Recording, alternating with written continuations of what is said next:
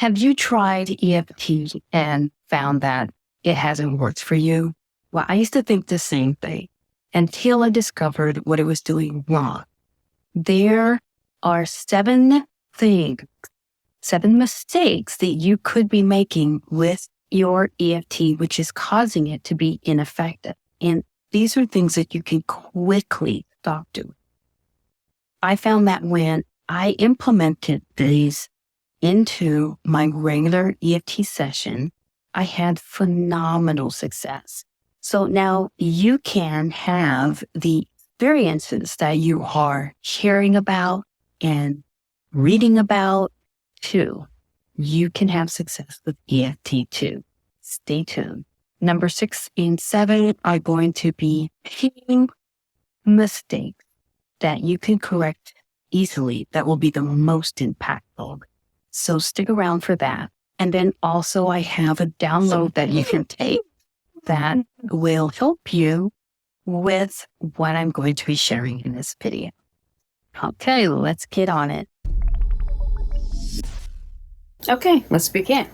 So mistake number 1 is omitting the setup. So this area here is known as the karate chop area. There are acupuncture or acupressure points here that when you tap on them, calm your nervous system. You want to make sure that you've done your setup phrase 3 separate times and tapped on this 7 or 8 times for each phrase. And the reason, using my ClickUp, I have my notes here in ClickUp, is that there is something called a polarity reversal or a psychological reversal, which is a electrical interference that can block the balancing effect of the EFT. So quite simply, you don't want to just start tapping. Don't just start tapping on things if you feel nervous. No, you want to set up first and go through 3 setups. Number 2 is just as important as the first one. Tune into the problem. You need to be as specific as you can about it. Whatever the problem is, choose something. Be specific about it. Don't wait for, to be the perfect spot. Choose something that's bothering you. And then you're going to have that in your setup phrase and throughout the tapping, which we'll get to next. Tuning into the problem will have you focus in on the emotion while you're tapping and allow it to be released, to be neutralized and released. Moving on to mistake number 3, which is a little bit like number 2, which is the affirmation isn't negative enough. Yes, I said that. I personally come from the Christian faith, and there was a lot of word of faith in my lifetime, in my experience. So saying something that was opposite of the word of God was a no-no. I am not of that pursuit anymore. I still believe in God, but I still could have habits of wanting to make something not seem as bad as it is. But when you are working with the emotional freedom technique, the point is to be real, raw, and honest. The point is to neutralize whatever it is that's holding you back. So you want your affirmation that you say in the setup phrase and that you're going to be tapping all over your body to be something that is negative. Do not make it pretty. Let it be what it is. That's why you say, even though, but I still love and accept myself. So you are soothing yourself afterwards, but you need to be honest. The more specific and the more honest you can be, the better. The faster the healing. Okay? All right. so let's get on to number 4. Now, number 4 is the reminder phrase. Do you do the reminder phrase? That is when you've done your karate chop, okay, 3 times, even though I am angry that I can't stop feeling this pain, I still deeply and completely love myself. Now you're going to do your reminder phrase, and you're just reminding your beautiful brain that you're angry about this, okay? You're not pushing down your emotion anymore. You're not stuffing anymore. You're reminding yourself, yeah, I'm angry about that shit. But you don't have to say that. I am angry about this pain. I'm angry. My body is always in pain. I am so angry. And you say the same thing through all your taps. So right here where you part your hair, and they say, you can use 4 fingers too. It's good. Right here above your eyebrow, and then on the side of your eye, and then under your eye on that bone, under your nose, your chin, your collarbones here, where your bra strap is, and then on your wrist. And as you're tapping, you're intentionally tuning into that emotion. You're intentionally turning into that thought. You're intentionally tuning into what has caused you, what you have lost, what you have experienced because of this, And that is you just reminding yourself, and you're allowing the emotion to be soothed, because when you're touching yourself, it is as if you are also getting a massage. You're massaging your nerves, the same way you massage your muscles. So you're soothing yourself, and you're telling your truth. You're soothing yourself neurologically. All right, so now you're ready to get into your tapping session. Here's what I suggest, and this is what works for my clients. Tap out all of the details about this. I say tap out that story. Tap out about how if it's something that has to do with physical pain, that's something that I knew because my ex-husband was shot and he was left for dead, and he was in pain and had been in pain for all of his life. I have clients that are in physical pain, they've been able to release that physical pain through the tapping, which made me a believer because this just recently happened. And for myself, I recently was tapping on money, and I was connected to money being hard, And for so long, I'm like, I've got all these, I've got affirmations, but I also have other things. But I have affirmations I keep on the wall to remind me of the 3D, and not to look at the 3D, and to know that there's no conditionality. But essentially, in my nervous system, in my brain, I still believed that it was hard to get enough money. And I was angry about that. And so I give it another go because I'm certified in coaching. So when I was prepping to do some EFT videos, I was reminded of what it is I was leaving out. Now, I do EFT. I have a brand new certification, but I've been doing EFT since 2009. So with this new certification, I kind of almost dismissed that certification. So I thought, yeah, I've known about that for a while. But when I prepped to do some EFT videos, which I have coming up here, I was going back through all of my trainings, and I was reminded, I didn't do that. I didn't really tune in. There were some things that I didn't do.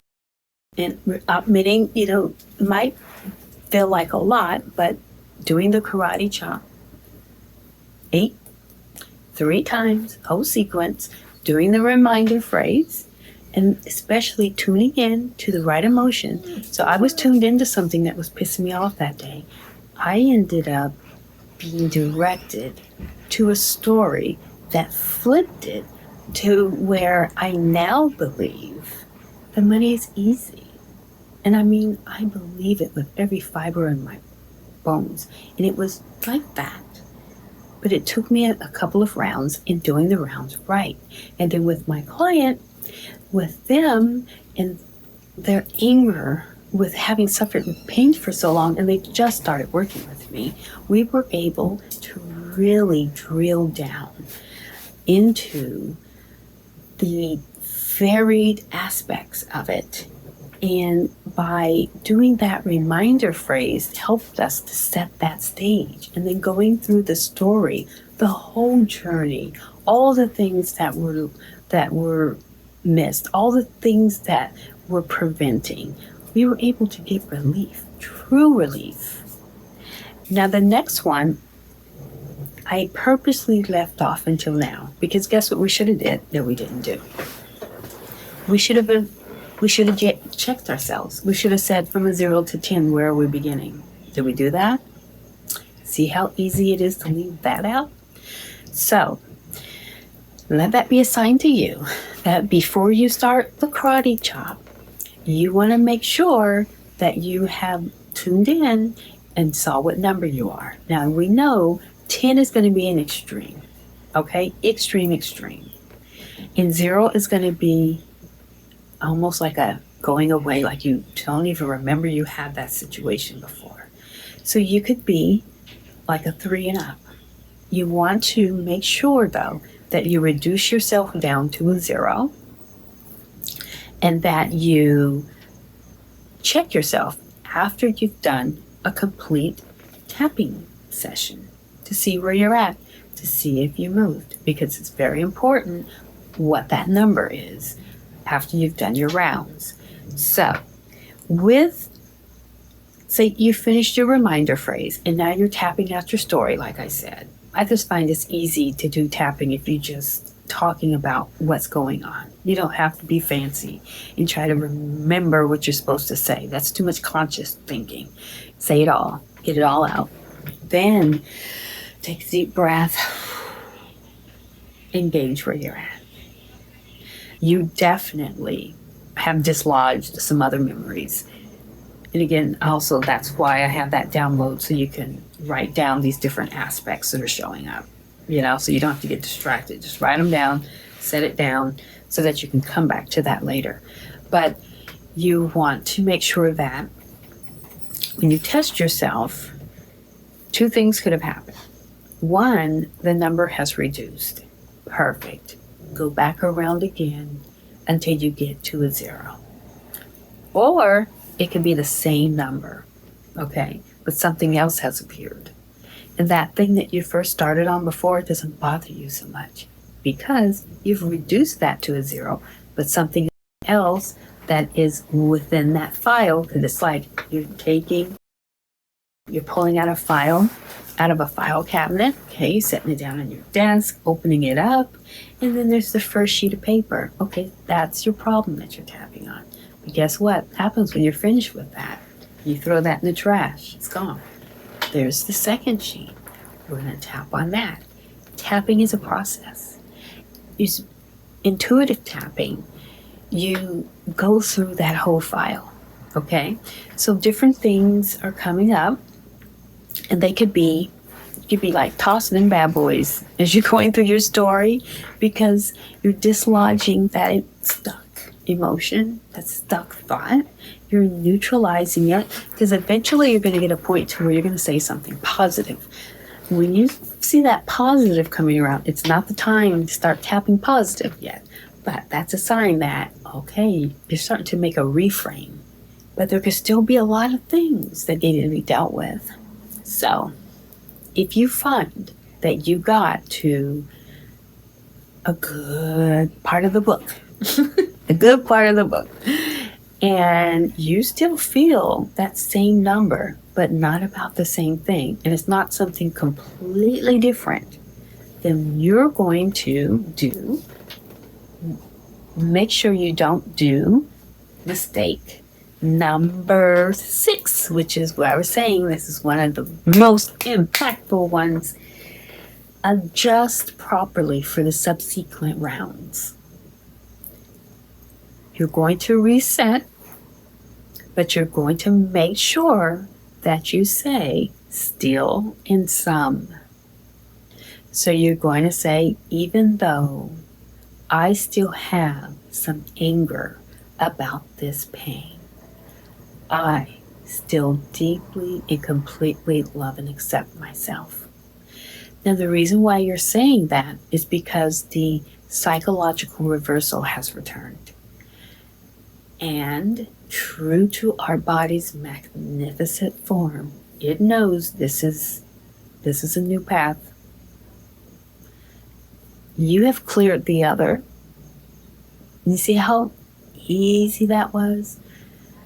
But you have cleared the other, and now something else has been able to come forward because it was being blocked and hidden behind what you just got rid of. And don't be discouraged if you have a lot of layers that are stacked and stacked and stacked. All you need to do is make sure that you take care of it by saying still, S-T-I-L-L, and some, because you're acknowledging to your brain, I still have a problem here. So you say, even though I still have some in whatever it is that feels right. Say that. And then you deeply and completely love and accept yourself. You do that 3 times, tapping on this, because we're resetting the system, because this literally sets your electrical system. Then you're going to do your reminder phrase, and you're going to use the word remaining. Don't forget that. Remaining. This remaining anger. This remaining pain. This remaining heartache. This remaining fear. You want to do your reminder phrase on all your parts, saying the word remaining. Then you go into that story. Now, you go through into your finish, and then you test to see where you're at, because you already tested before and you were at a 6, right? So now you should be down about a 3, or you might, if you're still at a 6, what else has come up? So that leads us to number 7, which I said was going to be an extremely impact your success with EFT, persistence. I know there's a lot of videos on EFT where you could be done in 7 minutes. I'm going to be filming my own going through rounds.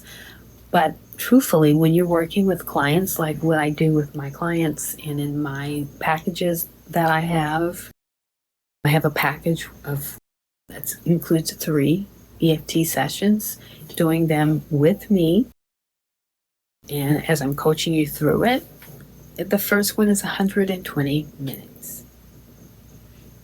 It can take time. It is like somebody took you and parked you right in the middle of a really, really dense tree forest, and you absolutely cannot see which way is north, south, east, or west. You don't know if your car is parked straight ahead or if it's that way.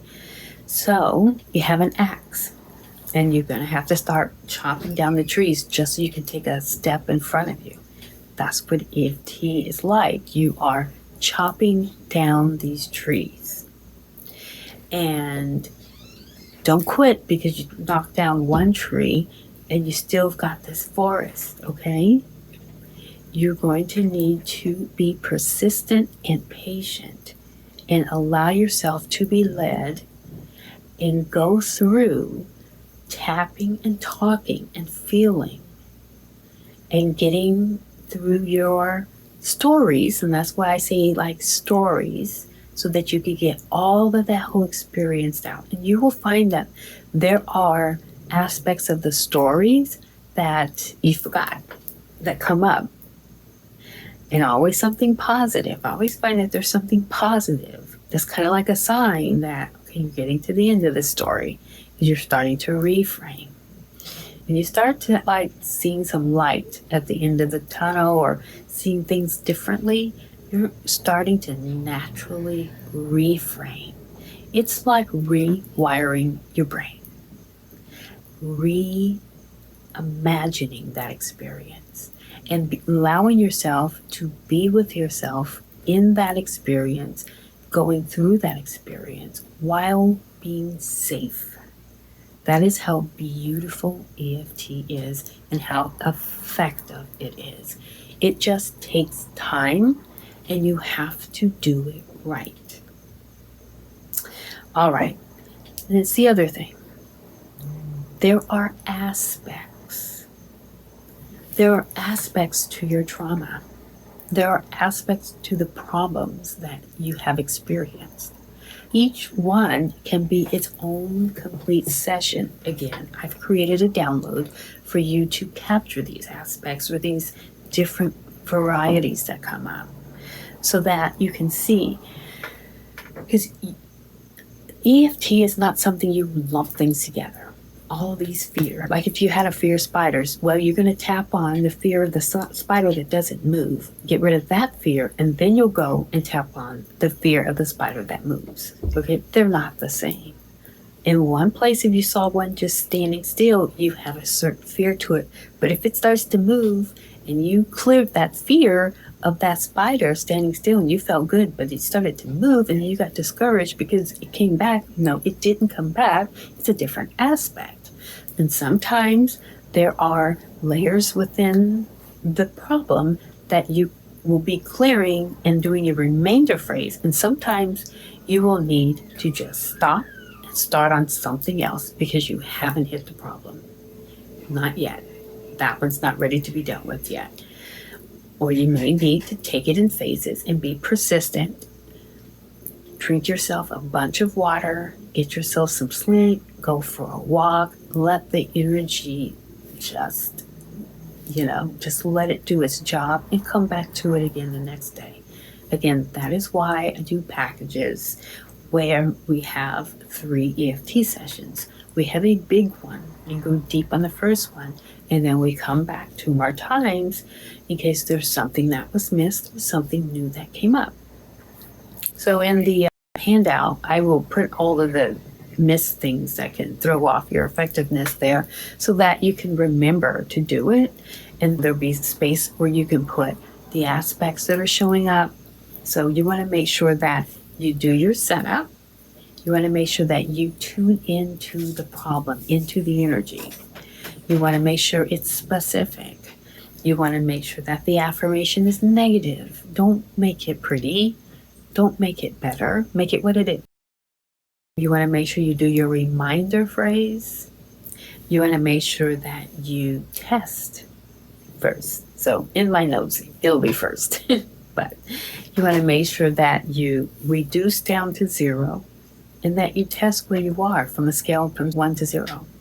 You want to make sure that once you have gone through tapping, we didn't even talk about how to tap. I'm sure that you know how to tap, but I'll be doing a video on how to tap.